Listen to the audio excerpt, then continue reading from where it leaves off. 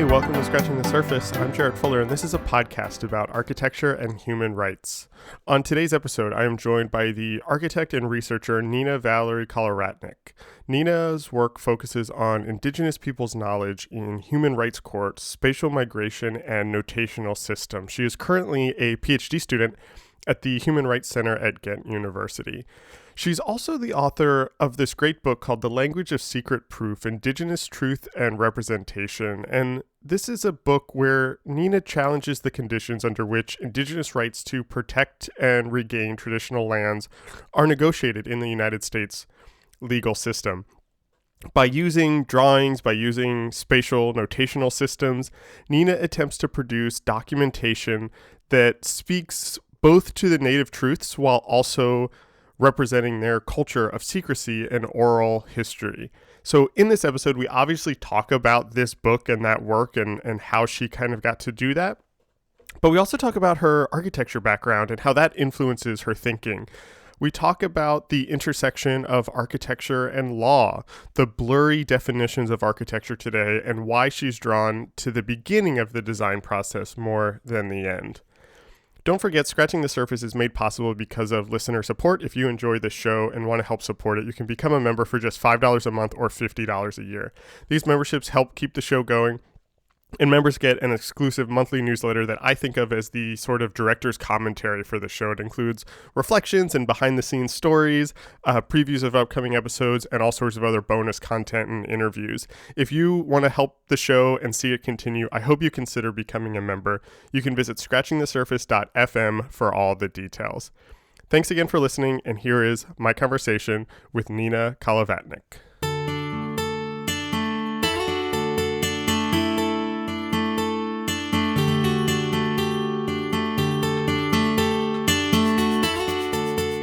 You are somebody who studied architecture, but I would say your work today is not necessarily what we might consider the normal bounds of architecture, or the normal kind of definitions of what we consider architecture. And so to put your work into a context, or to kind of give it a frame that we can talk about the work you're doing, I want to just go back to your background a little bit and talk a little bit about your kind of journey into architecture and then transition into the work you're doing now. And so you studied architecture originally, but then went on to Columbia for their critical, curatorial, and conceptual practices in architecture. What was can you talk a little bit about that kind of transition? Were you interested in being an architect in like designing buildings, and then where did this kind of other interest and this kind of desire to go to Columbia come from? First of all, thank you so much for inviting me for this very interesting Of course. podcast. um, in regards to the first question, it's true. I started with a quite traditional architecture education at Ghent University of Technology. It was a professional degree in architecture, but it became clear quite soon that built architecture in a traditional sense, I guess, is not what I want to pursue. And so already there, even though it was like a University of Technology, and I did a thesis which was looking at the Israeli-Palestinian conflict and the question of Palestinian refugees' return into today's Israel, which is, a question very much tabooed on the Israeli side, yet of a constant present for Palestinians. And my supervisor was actually not an architect; she was a cultural and migratory translator.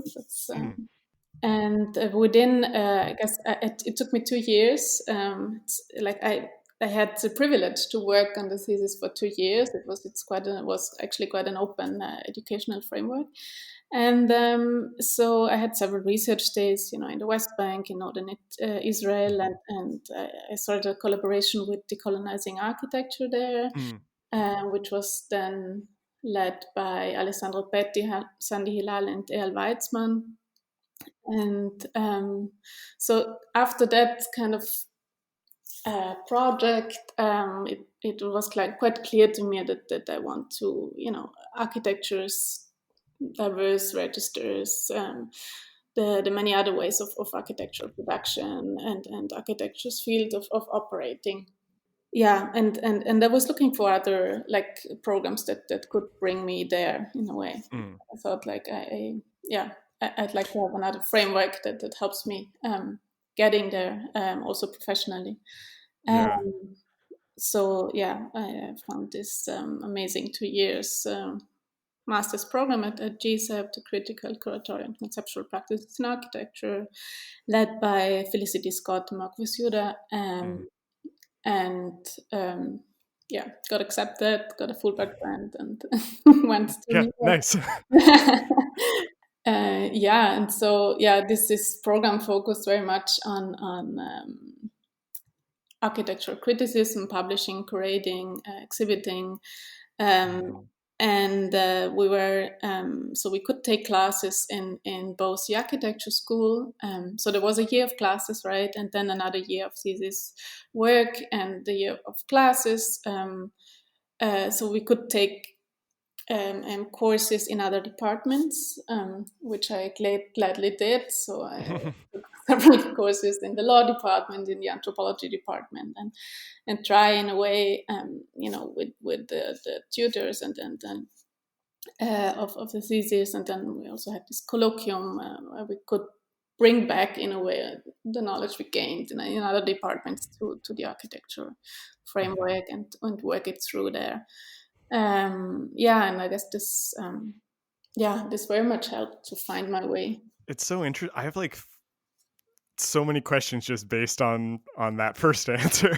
So it's interesting to me that it sounds like early in your, and I promise we won't spend this whole conversation talking about your kind of early architecture education, but it's really fascinating to me that very early on you realized that designing buildings or building buildings was not for you, and that you also studied under this professor and did a thesis on migration and things that you're still thinking about now. And so did all of those interests, it sounds, I guess, maybe I'm just kind of like wanting to make sure I'm understanding it. It sounds like so many of those interests really were there from the beginning. I think so. Yeah, I think they were, but they were kind of brought out by Mm. within the architecture education. I mean, there is obviously within every research design project, Hmm. we do a lot of field research. I mean, guess that's what I did. um, you look into the site, you look into the communities that inhabit the site, that form the site, and so in a way, there were all of these components there that. And maybe I was then in the end more interested in those first steps of um, Mm. architectural design, and Hmm. then took these tools in a way and brought them to another place. On your website, you describe your work today as kind of investigating forced migration and cultural claims of territory and spatial notational systems that operate within human rights debates. And it sounds like a lot of that sentence was there in that thesis that you worked on and kind of what you then were doing at GSAP. Um, did you, when you were thinking about going to GSAP, and I'm not asking you to kind of like look back and kind of think about what you were thinking, but did you have a sense that this work still was architecturally related? Like I think it would have been very easy to think about these things and think I should go study anthropology or sociology or human rights or law, which we can come back to talking about that. But it's interesting to me that you stayed in the kind of architecture path, even if you knew you weren't going to be designing buildings. Um, can you talk a little bit about that, about why you think architecture was still a frame to examine these things? I mean, I think that having completed, I guess, an architecture education that lasted, I think, 60 years of professional, professional education. I First of all, I think I was convinced that like the tools I learned are important, Right. and but they already, I mean, I already tested them within within my thesis project of where I Mm, went with my tools of visual understanding, of visualization of social and political frameworks, and I also already tested architectural visualization as a communication tool. mm, So knowing that these um, tools slightly, shifting their purpose, would actually benefit in yeah. I mean, I've been collaborating with NGOs, with also with anthropology and legal scholars, and it seemed that the work that I was producing was of interest and would spark different discussions. Yeah, and I guess yeah within my within the first education that I received in Austria, like the architecture's kind of different registers were not in a way taught as it's there was no outlook, like we were not trained to look outside of the boundaries of architecture really, and it so this is I guess what really struck me from also the GSEP's program, that they like from the onset they were trying to challenge these boundaries and for architecture students to look into different ways of architectural production, and not merely use. I mean, on the one hand, it's I guess uh, the tools and um, the media we use. yeah. Yeah. So within that programs, we completely and this is maybe also so difficult, turned out a little bit difficult because we didn't engage in drawing for 2 years, right? So it was about writing, it was about grading, it was, I mean, a lot of scholarly research as well, Hmm. um, which was totally needed also, and that I really was kind of looking forward to. But on the other hand, it meant, yeah, you saw like you were working kind of next to the MArch students that were kind of exploring new methodologies of drawings and new programs, and so you always had this kind of input. However, you were not yourself kind of exploring that. So to me, it was I guess I still try to to to work with the basic and main architectural tool, which is drawing on a different I guess more theoretical and abstract level. Yeah, this is so interesting to me for a couple reasons, because like you said earlier that you kind of realized early on that kind of that first stage of of the architecture development, visiting the site, talking to people, kind of figuring out the kind of spatial plan, that was more interesting to you than actually kind of creating a building itself. Which I think, proves that there is something in the design process that is maybe not the actual. I don't mean to make such Yeah, like divisions here, but are maybe not what we consider the actual kind of design part, even though that is part of the design process, the visiting the site, interviewing people, kind of thinking about the planning.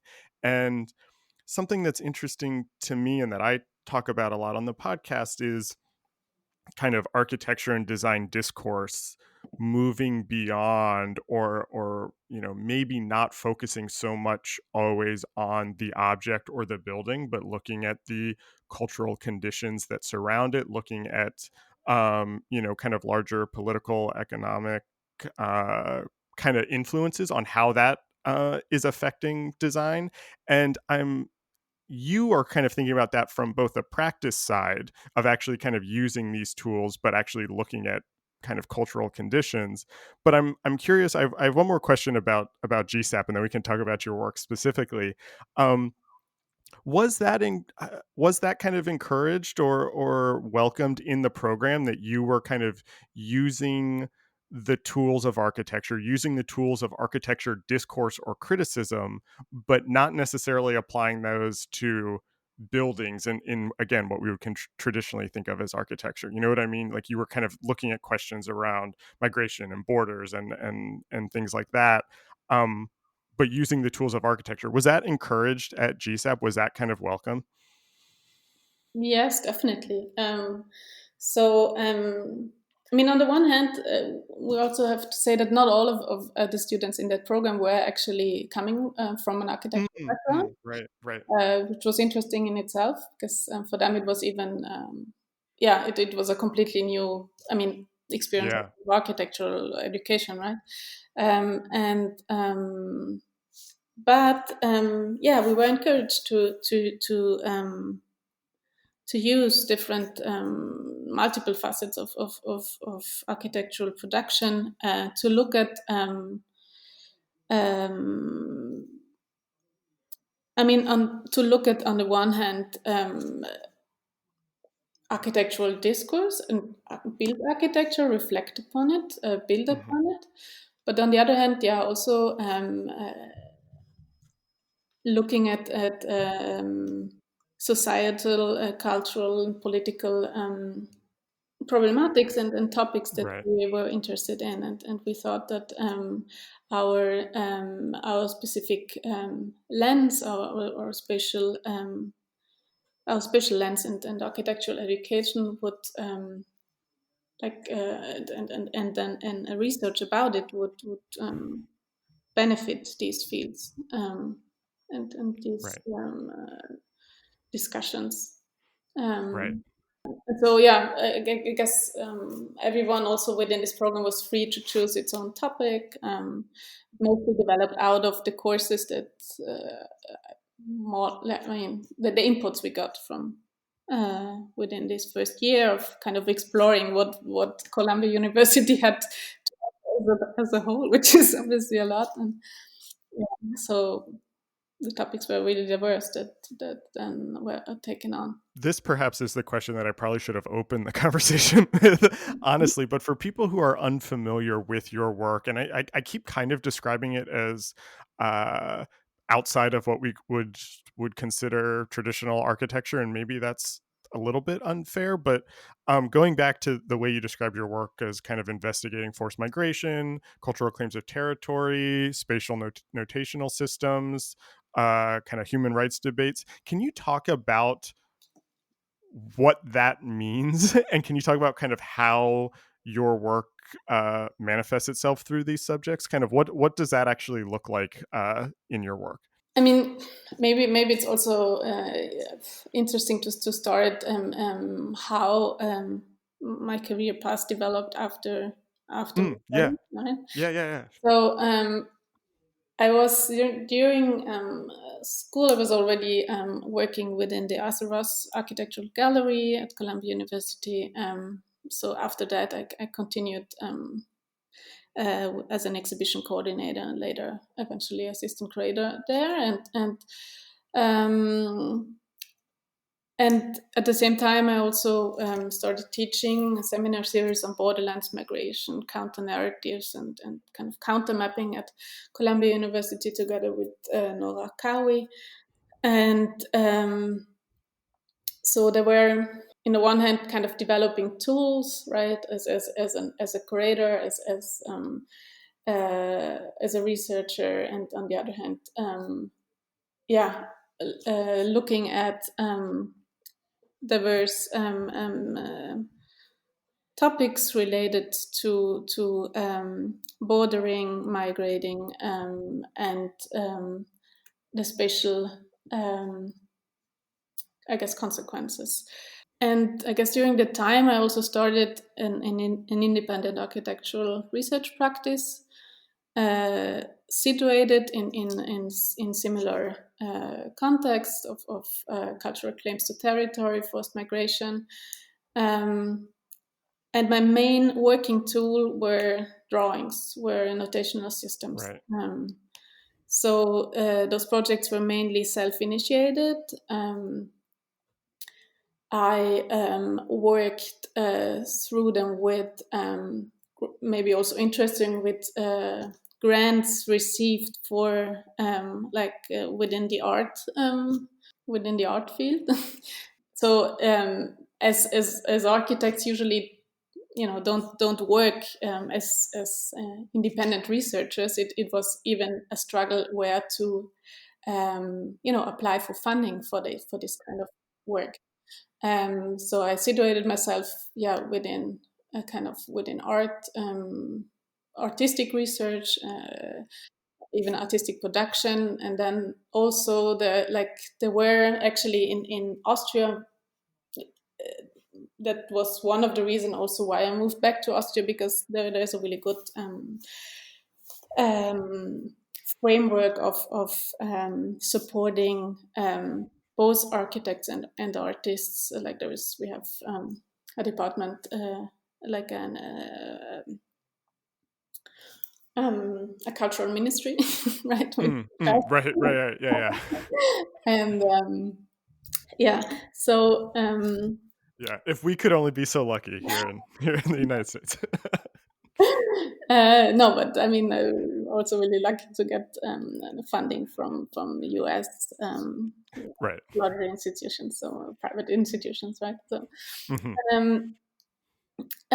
so yeah, I mean, so I started to developing mostly often in collaboration with other colleagues, to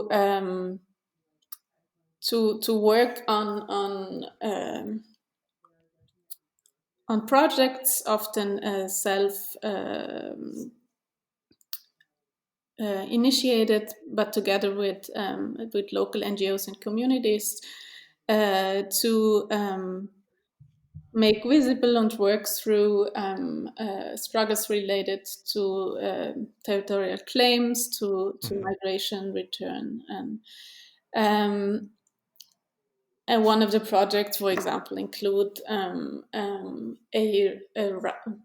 visualization, writing, and advocacy project against proposed surveillance towers on the Tohono Right. O'odham Nation that I'm working on with Caitlin Blanchfield, PhD candidate at GSAP, and Ophelia Rivas, who is a tribal elder and activist on the Tohono O'odham Nation. And so we have been developing, for example, a counter environmental assessment that speaks to the settler colonial framework of US environmental review processes and the absence of indigenous ways of knowing in its documents, right? Another project was, for example, an exhibition on in Kosovo, after several months residency in there. And so the exhibition was on legal, spatial, and time-based realities of property claims, of home occupations, and home exchanges in today's Kosovo. Another project was looking at I guess, independent human rights activism that facilitates movement of refugees, um, at the time from the Turkish coast to the island of Lesbos in Greece, which was a project that we also worked through with like through courses at Columbia GSAP, but then also continued individually and independently.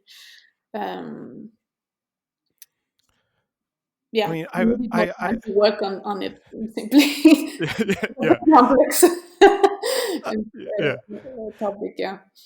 I don't. I hope this is not an unfair comparison. And I'm curious what you kind of think about this. When I first came across your work and started reading your book, The Language of Secret Proof, which I'd like to talk about in a second, I was immediately found myself thinking about forensic architecture. And you mentioned Isle Weissman at the beginning as somebody that you worked with or had some sort of kind of partnership with or something when you were in school.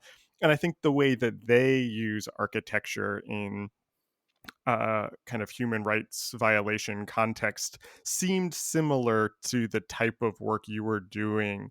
What is that an influence on how you think about your work, or is that a fair comparison of the work you're doing in the work of forensic architecture? Sure. I mean, I have been. I think Eyal Weizmann is was one of my first mentors, and Mm-hmm. I met him before he started the forensic architecture program at Goldsmiths. Mm.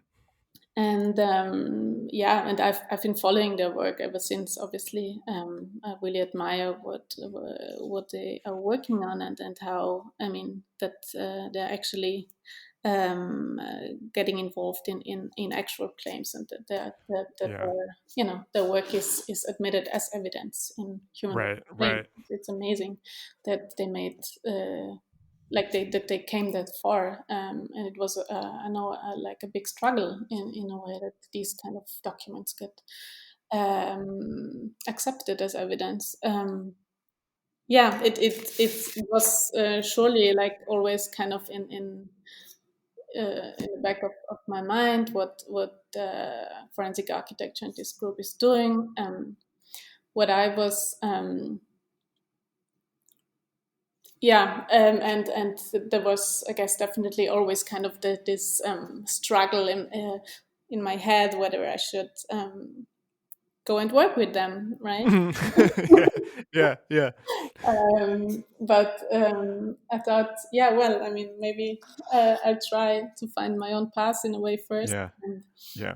I mean, that makes total sense to me, and I don't mean to say that your work is exactly the same, but I yeah, do think that there's a similar approach or even a similar philosophy, and I even think what you were just saying about how their work um, is now admitted as evidence is something that feels very relevant to your work, and is something that I was found myself thinking about in looking at your book, The Language of Secret Proof. So let's talk about that project specifically a little bit. Can you talk a little bit about the origins of that book and kind of the big ideas that you were kind of working with that? yeah, sure. So the research for this book actually began already in 2012, and in the context Mm, of my thesis project at the CCP program at GSAP. mm, Um, and so there I developed kind of the basic framework, and since then I continued kind of my research on concepts and practices of representing Indigenous truths in Western legal frameworks. And then I continued working on it, and finally, I guess in 2017, I received a blessing uh, from the Pueblo governor to mm, publish mhm, this book. Um, so the book focuses on the double bind. Pueblo communities in the American Southwest are confronted with when they become involved in a legal effort to reclaim and to protect ancestral lands. Um, since the process of producing evidence runs counter to the structural organization around oral history and cultural secrecy. So, in a way, this project challenges the conditions under which Indigenous rights to protect and regain traditional lands are currently negotiated in the United States legal framework. And with the support of Hamish people, the members of Hamish Pueblo in northern New Mexico, I devised a set of spatial notational systems as an attempt to produce documentation that communicates native truths in a Western legal environment, while at the same time, and very importantly, respecting cultural secrecy and complying with this. Yeah. So Yeah. that was the struggle of this project. Yeah. I mean, even just like I mean, just reading the book was having trouble wrapping my head around how you even began to approach that of both something that could be considered evidence but also maintain the secrecy of the tribe is just like mind-boggling to me. So yeah, having been interested in histories and struggles of migration and return and land ownership in Europe, I was trying to get a better understanding of it within the US. So I went on and contacted a couple of lawyers actually that were working on indigenous land claims at the time, Hmm. were representing indigenous nations in their land claims. Um, and I made a trip to the Southwest, met with one of them, and was introduced to a couple of tribes. Visited them. Was invited to visit them, and learn about, I guess, the Vice Caldera National Preserve land claim of the Jemez Pueblo that was initiated only a year before I contacted them. It is now still ongoing, so it's developed into a really long legal struggle. Hmm. Um, and I explained kind of my interests and they were interestingly, even though the Jemez Pueblo is known to be one of the most strict pueblos in terms of their secrecy frameworks. Something that comes up on this podcast a lot and something that I talk about a lot and especially talk about with my thesis students who when I work with graduate thesis students, a lot of them are really interested in subjects similar to the types of things that you're working on, where they want to use the design, the tools of design and the skills that they have to help either underrepresented communities, indigenous communities, people who I want to make sure that I like say this in the right way. People who, sometimes generally are left out of many of these conversations. And there's always this tension that my students have, and it's I call it kind of the designer savior complex, where this sense of like they don't want to just be the designer who like goes in and like tries to save the day, but actually like how do you embed yourself in that community and work with them instead of just kind of thinking that you have you know what I mean? Like you just have all the answers, and it's like for graphic design, especially, it's like, oh, we'll just like whip up some posters or or something like that. And I don't see any of that in your work. It has none of this kind of savior. You are the kind of architect flying in and saving the day and helping this tribe. And I'm interested in how you went about working with them and kind of allow them feeling comfortable working with you and working through these kind of this kind of culture of secrecy, really. What was that like? How did you kind of think about that? Yeah, I think in my case it was I had to be really careful on how to approach the tribe, both because I mean I had a huge respect for um, this community and the culture that I didn't really know much about, and but also because I was interested in their secrecy framing of their culture, right? And Mm-hmm. so I was, and it was like crucial to communicate that what I was interested in. I mean, in order to really get access to the tribe and to gain a certain amount of trust. So I would be invited to speak to representatives of the tribe. It was really important to communicate that what I wanted to talk about was obviously not the content of the secrets, but the Right. idea of this Yeah. organizational structure of secrecy, right? And Right. then obviously also the difficulties that the tribe is experiencing in the face of US evidentiary standards. So, and only after succeeding in communicating my interests and goals, and where also the potential benefit for them in like looking at my uh, potential work would be, um, I got the go ahead from Pueblo officials that I could speak to some people Mm-hmm. in the community.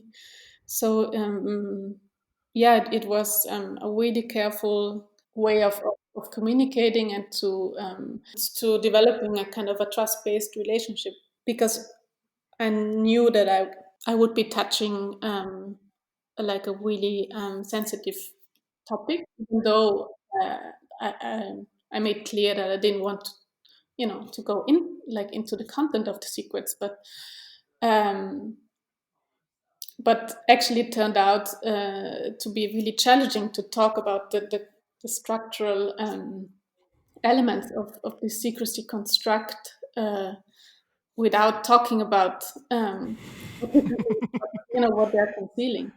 Yeah. But Yeah. but I guess this is where mapping and the visualization skills come into play. Right. They they did not only translate from I guess from a Western evidentiary, which is standard orthographic projection of maps and so on, that is traditionally used by expert witnesses, being archaeologists or anthropologists usually, but like towards indigenous ways of understanding the landscape Yeah. and representing them, which is mostly based on oral history rather than the written word.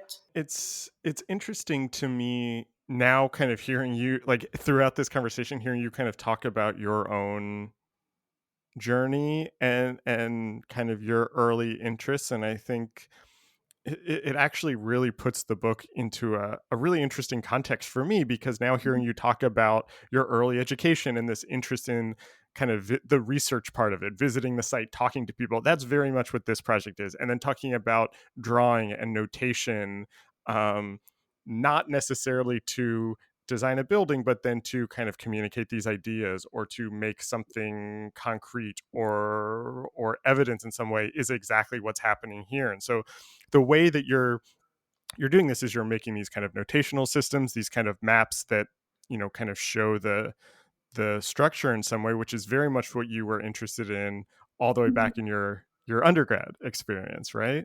Right. And so do you, I mean, I don't, I part of me doesn't want to ask this question, but do, do you see this work as an architectural project? I guess, okay, let me ask this question in a better way. I knew I didn't like asking that.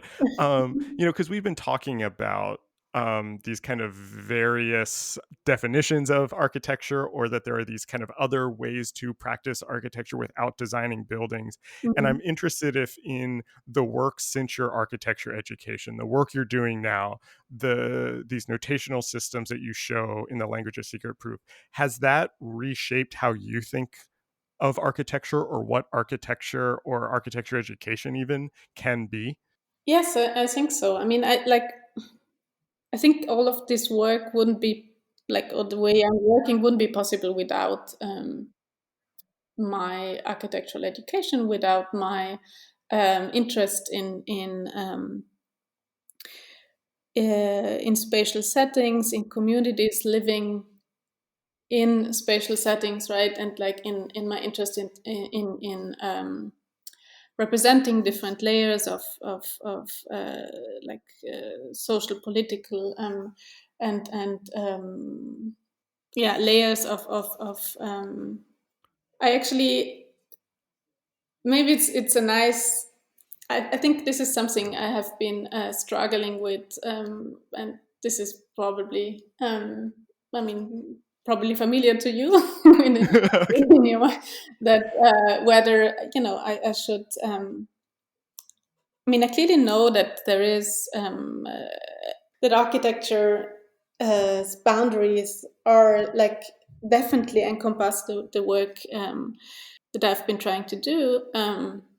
To me, it was not so important to I guess label myself as an architect in the first place, but I guess also working outside of architecture, mostly in the legal human rights field, and, like I'm speaking a lot to legal scholars, anthropologists. In a way, it was necessary to constantly explain, where I'm coming from, what where my home is, in a way, and so it was interesting because many of my co-workers, or like or the people that I was surrounded with, didn't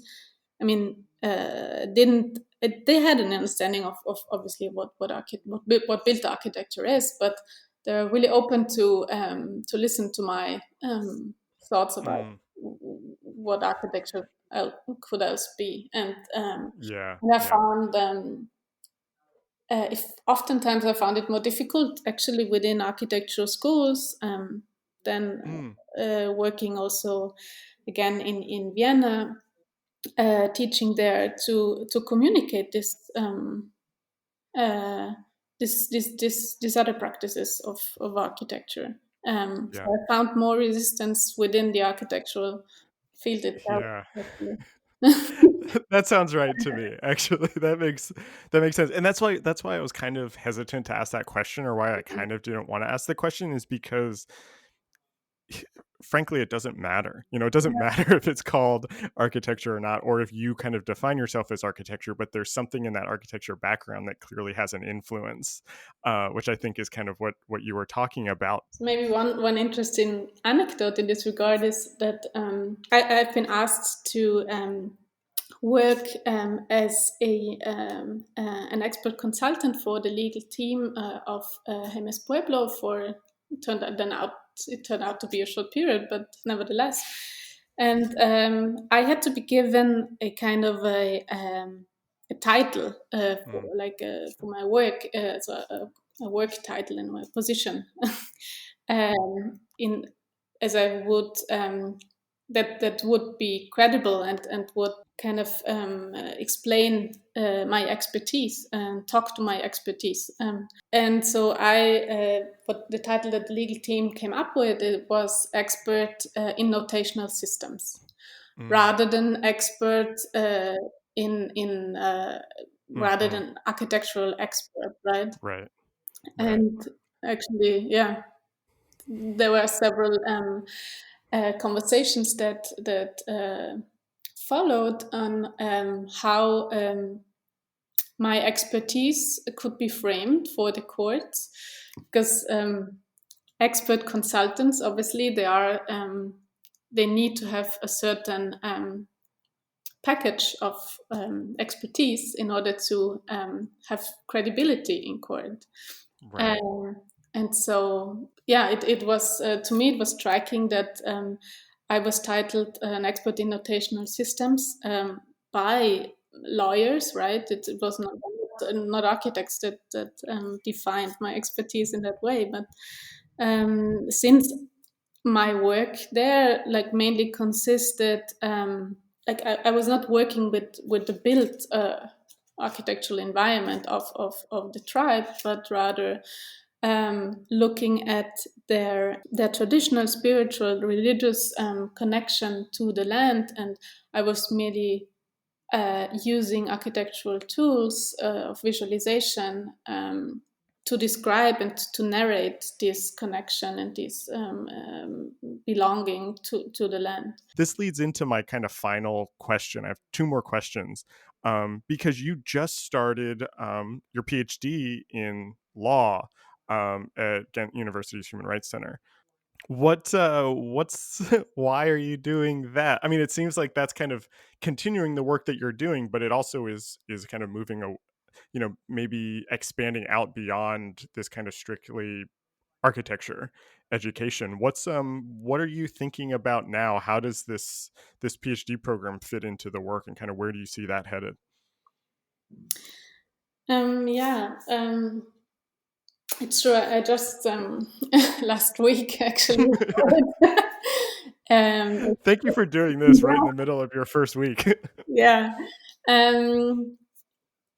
And yeah, I guess, I mean, I will be working on evidence and indigenous peoples Mhm. and looking specifically at the international human rights courts, which at the moment there are three of, the Inter-American, the African, and the European, and how indigenous peoples have like, what's their access to these courts, and what kind of um,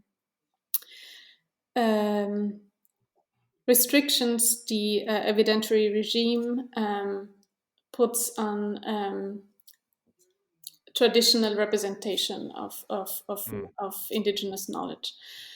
Um, and so, to me, enrolling within a law school was, in a way, important at this point, because I found myself,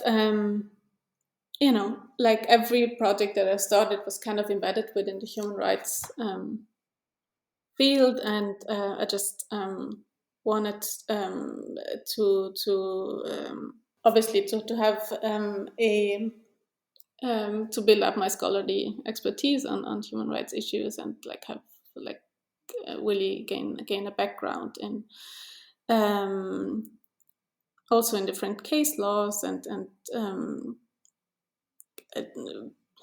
having the possibility to spend time on how evidence is really right. coupled and works. And and I also, in a way, found it important that I have this additional education in order um, to work more effectively in that field. Because at Right. some point, yeah, Yeah. it was just it's, yeah, I don't know if I actually, should say that, but I mean, is it like I don't mean to say it like that. Is it almost like legitimizing in some way? Yeah, like part of me almost feels like having this degree or studying law, it almost makes it feel yeah, like not real, like you're not necessarily. just like drawing pictures. I'm not saying that's what you're doing, but it probably has that feeling sometimes. Yeah, it was just I'm hoping to have more impact, like, Yeah. with this degree, and like, with this education, and to really find better ways to insert my. I mean, I definitely would like to continue working with my architectural skills, and I think, like, I also applied to a program that gives me the opportunity to work in an interdisciplinary way. So it's like my background is appreciated, and I was submitted because of it and because of my previous work. So, yeah, like, it gives me the opportunity to develop this work within within a legal framework, and gives me kind of a safe space of finding my place within that territory, but still, within an educational setting. I will be, I guess, a doctor in law afterwards, but I won't be a lawyer. So it. So I guess I'll still continue working as an independent architect. No. I love that. Yeah.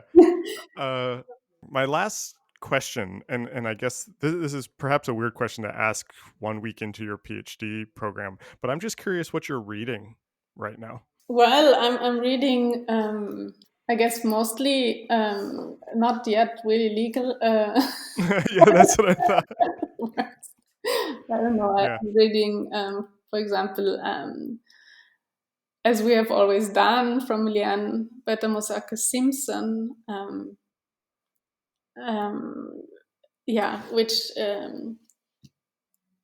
I don't know whether this should go in the podcast, but this is I'm reading as I'm actually looking for another member of my committee, right? And so I'm looking for an Indigenous rights person that would understand like both my Right. my work as an architect, my visualization work, but also is very much into Indigenous studies and rights, and could help me to go along this path. I'm constantly surprised by the people that listen to this podcast. And so if there in some way that this interview finds your new team member, I would be the happiest person. That would be great. It's such like a good way to wrap up this conversation too. Nina, thank you so much for being on the show. I'm a big fan of your work, and I think that your kind of approach to your work is so interesting and unique. And it was so nice to kind of hear more about how you think about it. Thanks for being on the podcast. Thank you very much. This episode was recorded on December 9th, 2020. Our theme music is by Andy Borgasani. We're on Twitter and Instagram at Surface Podcast. You can find us wherever you get your podcasts and at scratchingthesurface.fm. Thanks for listening.